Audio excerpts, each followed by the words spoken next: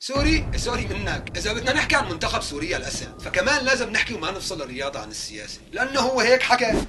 الوطني لما كان عم يلعب مثل كل مواطن سوري عم يفكر هو عم يحقق انجاز انه هو بده يكون رديف ومكمل لعمل القوات المسلحه. يعني طابه وباروده. وبهذا الخطاب مع اللاعبين بيكون مو فصل الرياضه عن السياسه، بيكون صقل وساوى الرياضي بحامل السلاح اللي عم يقتل الشعب. يا اخي حربوه وشغل مخه، عم يستخدم القوانين الدوليه والثغرات لحتى ينال الاعتراف فيه كممثل شرعي وحيد للسوريين، يعني كاداه سياسه يا اخي لحتى يفرض سيادته. يا اخي راعي الرياضه والرياضيين الخاضعين. اما لاعبين المعارضه فما لهم مكان بالمنتخب الا اذا رجعوا اعلنوا تأييدهم للنظام، مثل فراس الخطيب وعمر السومة يلي ما شم ريحه قميص المنتخب. لا مصدوم ومستغرب من ابعاده. لك يا سومة لا تستغرب، ما هي لعنت عشرات المعتقلين في سجون النظام، وهذا غير يلي استشهدوا مثل عبد الباسط السارون وجهاد قصاب ومحمود الجوابره يلي كان اول شهيد رياضي سوري، واسماء كثير من الرياضيين يلي قدموا دمهم فداء للوطن، وهي الاسماء اللي بتمثل الوطن. اما يلي بمثلوا على الوطن وحبوا يهدوا